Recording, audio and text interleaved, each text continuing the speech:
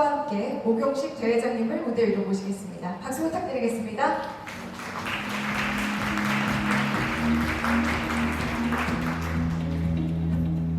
글로벌 ESG 포럼은 국내 기업에 직접적인 도움을 줄 수 있는 ESG 포럼을 목표로 기획한 행사입니다.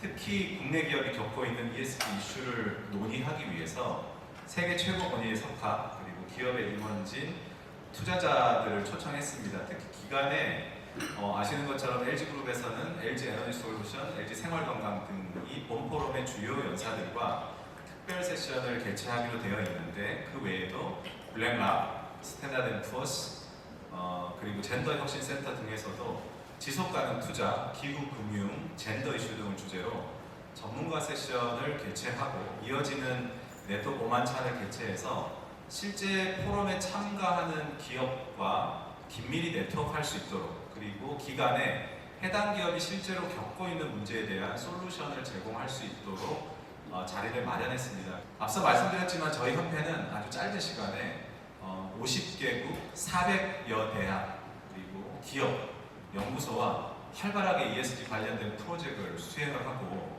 해외 저명학술지에도 ESG와 관련된 논문들을 꾸준히 내는 아마 한국도 그렇지만 전 세계적으로도 아주 유일한 ESG 관련된 국제학술 단체다 이렇게 봐주시면 좋을 것 같고요. 아주 최근에는 자연 관련 재무정보 공개 협의체 TNFD를 포함한 주요 이니셔티브에 저희 협회가 국내 유일한 연구기관으로 참여를 했습니다. 그래서 국내 글로벌 기업의 ESG 경영에 힘을 싣고자 합니다. 기본적으로 ESG 경영하면은 자연스럽게 기업에 대해서 관심이 생길 수밖에 없습니다. 그래서 여기 기업에 계신 분들한테는 좀 어색하지만 과연 대한민국에서 기업을 어떻게 바라보고 있는지 약간 과거 데이터를 한번 먼저 보여드리겠습니다. 2017년 결과에 따르면은 도대체 당시 바라보는 기업의 이미지를 물어봤는데 보시면 아시겠지만 첫 번째 재밌는 질문이 기업의 존재 이유입니다. 근데 첫 번째 가장 많은 답을 마크받았던 것이 첫 번째가 바로 일자리 창출이고요. 두 번째가 국가 경쟁력 강화, 세 번째가 사회 환원입니다. 저는 경영대에 있다 보니까 이 결과를 보고 상당히 혼란스러울 수밖에 없는 게 경영대 교수님들을 강의할 때 기업의 존재 이유는 이윤 창출이라고 정확히 말을 합니다. 아마 그 답은 현재와 미래에 똑같이 될 텐데 과연 그런 이유가 발생한 원인은 뭘까요? 여러분 왼쪽을 보시면은 그 응답에 참여하신 과반수 이상의 분들이 기업에 대한 비호감 때문에 사실은 기업이 이윤 창출을 존재 이유로 간주하고 싶지 않았습니다. 약간 최근의 데이터를 한번 볼까요? 기업인들한테 물어봤겠죠. 당신이 보기에 과연 대한민국에서 반기업 정서가 존재하느냐 물어봤더니 더 놀라운 통계는 93.6%가 반기업 정서가 대한민국에 존재한다는 답변이 나왔습니다. 사실 우리나라가 혹은 또 많은 국가들이 자본주의 시스템 상에서 빈부격차 문제를 떠나서 반사의 정서가 상당히 크다는 것은 의미하는 바가 꽤나 많을 것 같습니다. 하지만 이게 좋은 소식인지 나쁜 소식인지 모르겠지만 이런 결과는 국내에만 국한되는 것은 아니었습니다. 아시다시피 ESG는 기업이 재무 성과를 만들어내는 과정에서 사회적인 정당성을 확보했는지를 바라보는 보통 저는 이렇게 표현합니다. 세계의 현경 같습니다. 기업이 돈을 버는 과정에서 환경 이슈를 잘 준수했는지 또 요새 상당히 많은 논의가 되고 있는 중대재해처벌법을 포함한 종업원 관리 문제, 안전 문제, 또 소액주주 문제. 그래서 E와 S와 G라는 세 가지 현미경을 통해서 기업이 돈을 버는 과정을 바라보는 게 결국 제가 느끼기에 지속가능 경영의 가장 중요한 핵심 같습니다. 좀 새로운 시각이 필요한 것 같습니다.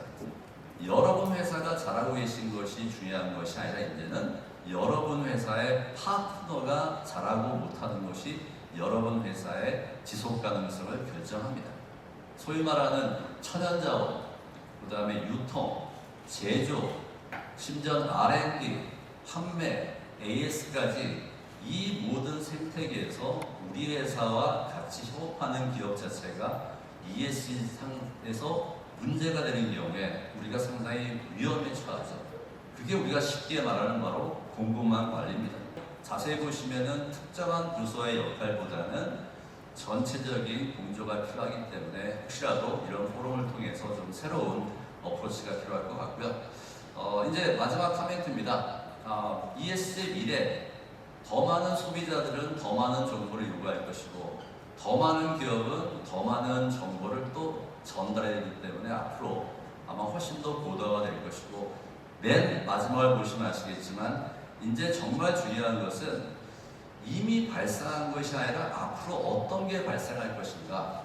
아까 오경식 교수님 말씀하셨던 것처럼 저희가 이 포럼, 이 협회를 만들었던 이유도 이미 해외에서 통과된 법안을 빨리빨리 국내에서 번역해 소개하는 것이 아니라 오늘을 포함해서 3일 동안 계시는 많은 연구자들이 자기의 역량을 바탕으로 앞으로 어떤 것이 새로운 지표로, 어떤 것이 새로운 평가 요소로 되돌릴 것인가를 예측하는 거기 때문에 저희가 이런 포럼을 개최한 가장 첫 번째 이유도 과거를 보기보다는 앞으로 발생할 이슈를 먼저 파악하시고 기업 입장에서는 남보다 먼저 준비하는 좀 좋은 계기가 되기를 바라면서 저희가 이런 포럼을 준비했습니다. 기업은 과연 사회 문제를 일으키는 존재입니까? 아니면 사회 문제를 해결하는 존재입니까? 기업이 트러블 메이커인지 아니면 사회 변화를 만들어내는 체인지 메이커인지. 한국 기업과 미국 기업의 차이가 아닐까 생각합니다. 한국 기업은 여전히 장애인을 소비자로 생각하지 않고 배려해야 될 대상, 뭔가 베니핏을 제공해야 될 대상으로 생각하고 있습니다. ESG 경영도 흐름이 있다는 것을 한번 만드는 에피소드 위주로 말씀을 드려보도록 하겠습니다. 그 측정에 따른 성과 기반 인센티브를 줌으로써 많은 기업들이 임팩트 비즈니스로 따라올 수 있게 만드는 것, 이게 바로 우리가 해야 될 일이 아닌가 생각합니다. 앞서 임성태 변호사님께서 기업은 무엇인지에 대해서 큰 질문을 해주셨고, 그리고 나성범 원장님께서 기업 ESG 과거 현재 미래에 대해서 말씀해 주셨다면 저는 조금 더 미시적으로 최근 우리 기업들이 어떤 현안들에 직면해 있는 문제에 대해서 말씀드리도록 하겠습니다. 기업에서 정말 이걸 잘하는 대표 모델이 있다면 그런 모델 회사가 어떤 모델이 되는지, 기업이 젠더 이슈를 어떻게 풀고 있는지 보고 있습니다. 대체로 한국 기업의 관리직 여성 비율은 20% 정도에 불과하고요. 첫 번째 저희가 했던 것은 한끼 나눔 급식 사업이 한정이 됐습니다. 근데 포인트는 여성 임원이 생기는 것이 중요한 것이 아니라 여성 임원 자체가 차별받지 않고 임원이 됐을 때 의사결정을 할 수 있는 시스템이 구축돼야 되는 건지. 생산이 점점 줄어들기 때문에, 그리고 그런 기업 자체에 소위 말하는 소비자를 속이는 활동은 오래 지속이 안 되고 그것이 발각됐을 때 오히려 소위 말하는 호불호가 더 크기 때문에 질의응답으로 구성이 되어서 오전 시간이 빠르게 진행이 됐던 것 같습니다. 마지막에 전체 5분 발표를 모두 다 듣고 종합 토론 형식으로 질문을 또 받도록 하겠습니다. 자, 그러면 첫 번째 발표자 무대로 모시겠습니다. 지금 금융시장 상황, 그다음에 글로벌 경제에 대한 우려감이 상당히 커지고 있는 것 같습니다. 사회적 관심, 사회적 책임 이런 부분이 기업들의 경영 의사결정에 두 번째, 세 번째 좀 뒷순위로 밀려날 수 있다는 기사가 있었고요. 저는 전공이 회사법과 금융법이고요. ESG와 관련해서는 제가 2006년도부터 관심을 갖고 논문도 쓴 바가 있는데 굉장히 최근 몇 년 동안 큰 변화가 있는 것 같습니다. 오늘 한국의 ESG 정책과 제도를 아주 짧게 짚어주고 계시는데요. 사실 저는 지금 어떻게 보면은 바텀업에 대한 이야기를 좀 해보려고 합니다. 사실 그 ESG라는 물결이 결국에는 시장 중심으로 돌아간다라는 이야기도 많이 해주시고, 그리고 규제를 넘어서서 이제는 시장의 어떤 경쟁력과 기업의 역할, 그리고 기업을 잘 도울 수 있는 어떤 환경사회적인 인프라에 대한 논의가 되고 있는데요. 저희는 투자자로서 ESG를 좀 지금 하고 있는 것 같습니다.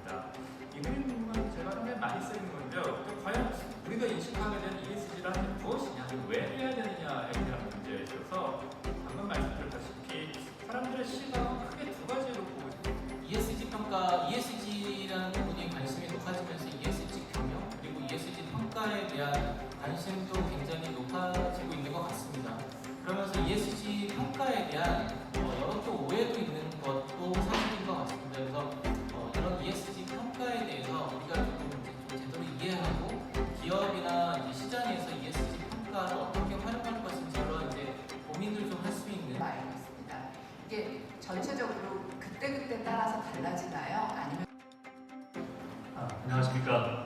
ESG 경영을 위한 다면적으로 세시의 좌장을 맡은 소개받은 공무유출의 이인호 소장입니다. 다면적 접근인데요. 그래서 제가 역할을 어떻게 하기로 했냐면요. 산업형 이걸 어떻게 재활용을 해서 한 가지 자원국이 자원을 확보하면서 환경 문제를 해결하느냐, 이것이 우리의 과제라고 생각하면서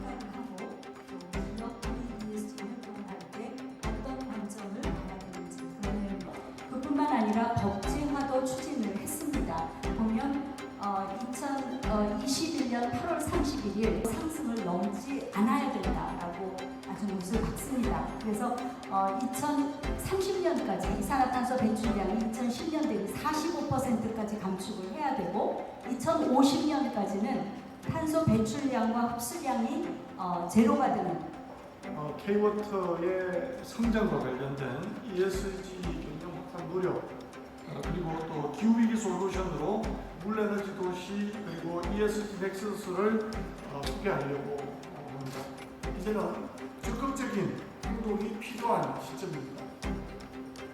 뭔가 모든 기업이 단순히 ESG 경영을 표방하고 나면은 그 결과가 같은가? 그렇지 않은 경우가 많이 있더라. 그래서 ESG 경영을 할 때 과연 어떤 방식으로 어떤 원칙을 가지고 접근했을 때 ESG 경영이 바라는 목표를 달성할 수 있을 것이고 어떤 관점으로 ESG 경영을 보신다 이게 중요한 초점이 된다고 보고 있습니다. 그에 대해서 많은 연구들이 있었고요. 그 연구들을 간단히 살펴보면서 좀 시사점으로 얻어보도록 하겠습니다. 그리고 여러 인권적인 측면, 또 노동 이슈, 또 환경은 앞에서 너무 이야기가 많이 나왔기 때문에 또 이런 그 기업 투명성과 관련된 이슈, 안티커럽션 등 이런 이슈들 많이 다루고 있고요.